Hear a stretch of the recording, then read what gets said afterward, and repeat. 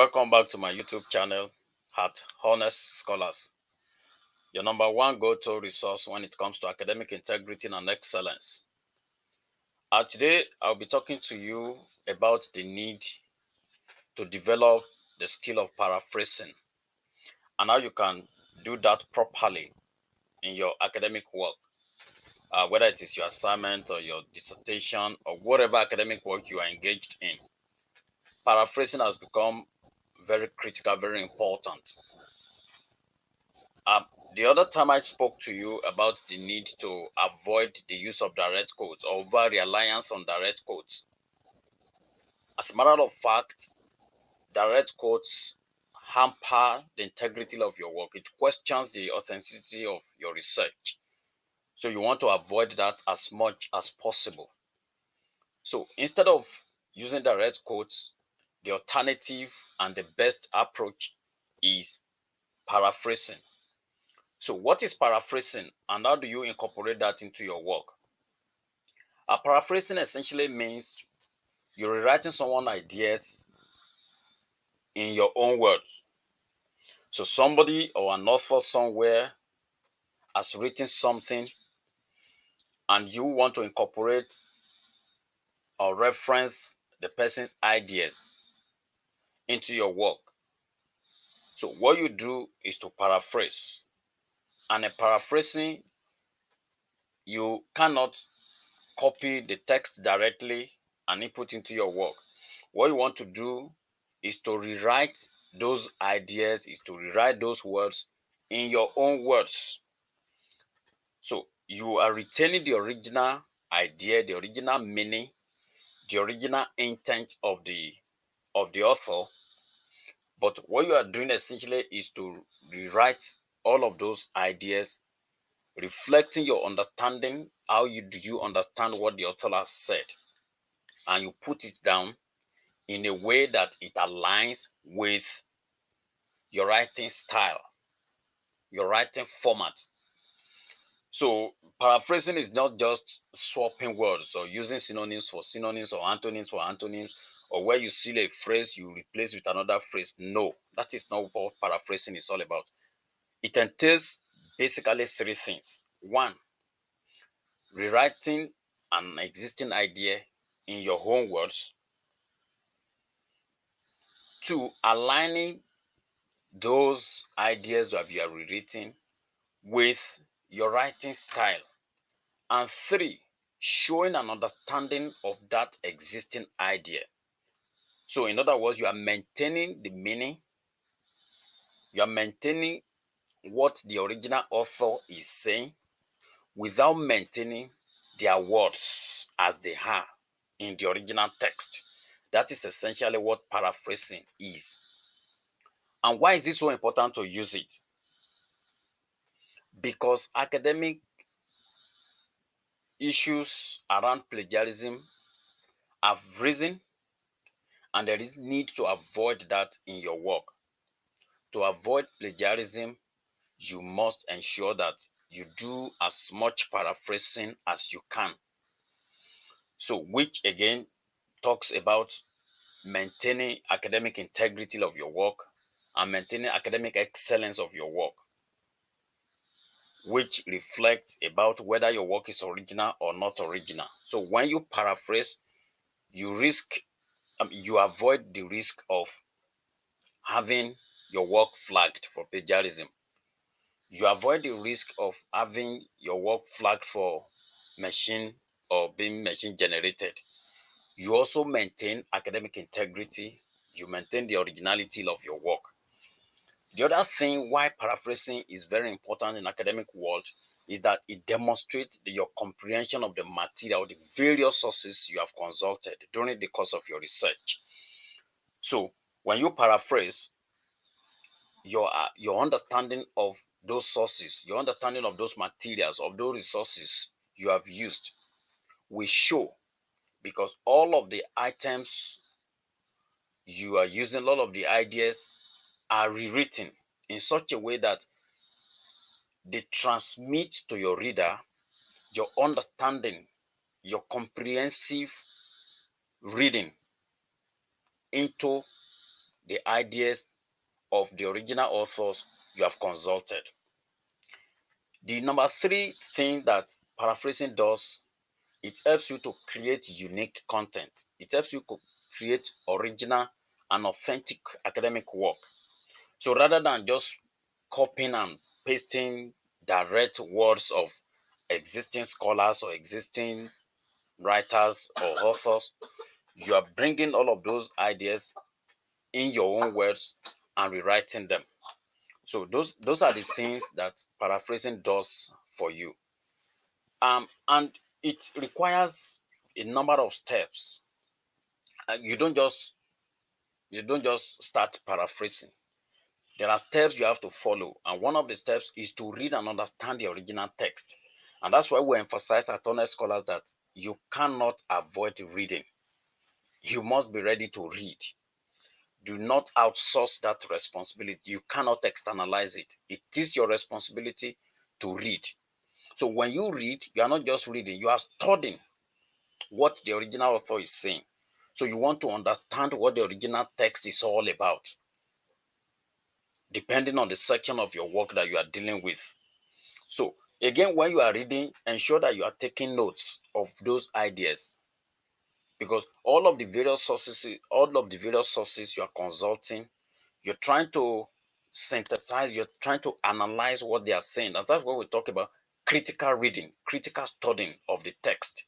You are not just studying, you are critically examining what they are saying, and you are taking note of the main points and the main ideas your author or your sources are trying to to pass across. The number three thing you have to do when you're trying to paraphrase is also to rewrite those texts using a new structure and new vocabulary. You don't want to write exactly what they have said, and you don't want to replace one synonym with another, but you're trying as much as possible to rephrase all of those things, to restructure all of those things, to paraphrase them with new structure, with new vocabulary. That's very important. Then, in the course of your paraphrasing as well, you want to compare your version with the original. So, what is the original author saying? What is the original scholar saying? What is the original text or writer saying? And you want to compare that with what you are doing. So, in that way, you are seeing similarities or there are differences, or does what you are saying contradict what the original author is saying, the meaning of the ideas of the original text. There must be alliance, there must be some form of similarity in what you are saying, in the meaning, and not in the text. And that is what differentiates um, a paraphrase text from direct quote. So ensure that you always cite your sources. Yes, you are paraphrasing. Yes, you are not using their direct words, but they are their ideas. All of those things you are putting together are the ideas of the text, of the sources and the resources you have consulted. So they are not original to you. So citing all of those sources, giving credit to those whose ideas you have used and you have paraphrased, is also a very good step when you are paraphrasing. Having said that, there are times when you have to paraphrase, there are times you cannot paraphrase. And what are those times within your body of your work that you can paraphrase?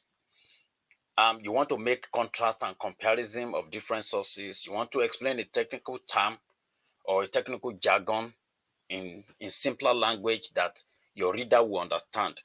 Those are times when you have to paraphrase. There are times when you cannot paraphrase, especially when you want to retain the powerful effect. Like I said in one of my previous videos, you cannot paraphrase. In that instance, you can use direct quote. But in instances when you can easily paraphrase, ensure that you do that as much as you can. There are common mistakes we make when we are paraphrasing. A lot of times we just want to swap words, or synonym for synonym, antonym for antonyms, phrases for phrases, catchphrases for catchphrases, and we say we're done. No, that's not how paraphrasing is done. You only replace a few synonyms. You can retain some few synonyms, but you replace some, especially if those synonyms are too familiar. You need to replace them. But if they are synonyms that they are like concept or terms, you can retain them. But if they are not, replace them with new ones, but ensure that you change the entire structure of the original sentence or the original idea you are paraphrasing. So that's number one thing you need to do. When you are swapping word, you are not just swapping. You are ensuring that you still change the structure as well as you also change the text. Then again, you also have to ensure that you don't change the meaning that the original author is trying to pass across. Because sometimes it's always very dangerous for students, or it's very difficult for students to understand what an original author is saying. And that is why you need someone probably to interpret. If you don't understand exactly what the original author is saying, you need someone to interpret that for you, or you consult other sources that probably have commented on that particular author or that particular text. So they will give a better understanding, a better perspective, or a new perspective, or a fresh perspective that you are not aware of. So that way, it expands your understanding and your comprehension of that text, which you find very difficult. So that is why you have to consult different sources for a particular text, which or a particular idea which you don't understand. So it is important that you don't make that mistake of assuming for the original author. Do not assume. Ensure that you understand what the original author is saying, what the original text is all about, what the idea is all about. Then when you are paraphrasing, you will not make mistake of repeating a wrong, of interpreting or misrepresenting or misreading the original author or the original owner of the idea you have used. So, what is proper paraphrasing? Look at this example that I use here. The original text is climate change disrupt weather patterns, harming ecosystems and communities. Now, look at the paraphrased text. It said global weather patterns are affected by climate change, impact impacting ecosystems and human populations. You can see communities being replaced by human populations. You can see climate change will bring the idea of global weather patterns are affected by climate change.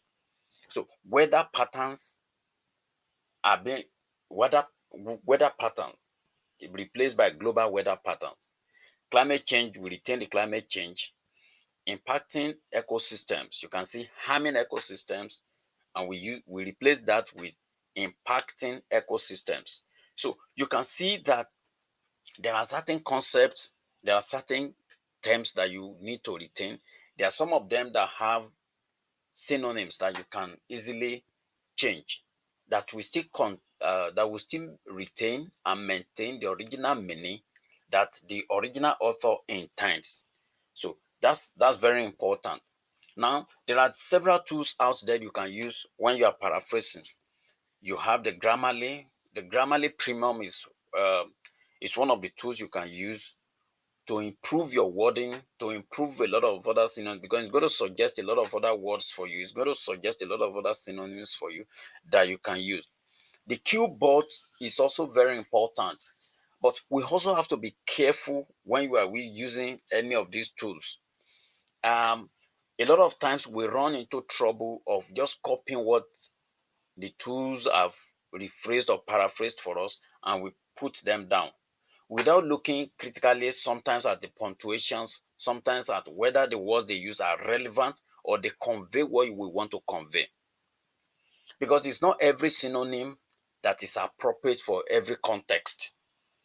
So you have to understand the context in which you are operating, such that when Qbot, for example, prefers a synonym, you could disagree If Grammarly prefers a synonym or a word or a phrase different from what that context requires, you could disagree.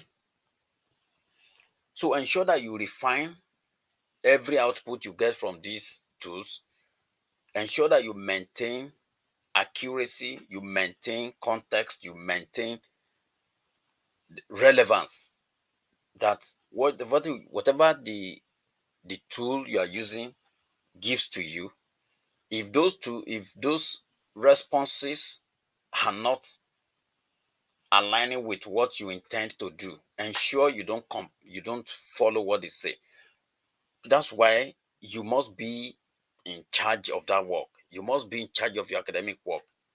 You don't have to rush into anything. Ensure that you take your time to understand what you are doing. In understanding what you are doing, it helps you manage the responses you get from every other source that you consult. And that's very important. So the this is the art of paraphrasing.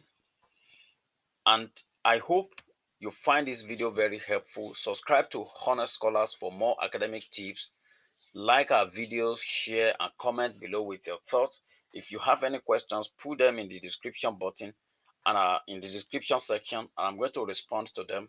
See you later, and I hope you are also going to find other videos very helpful. Thank you.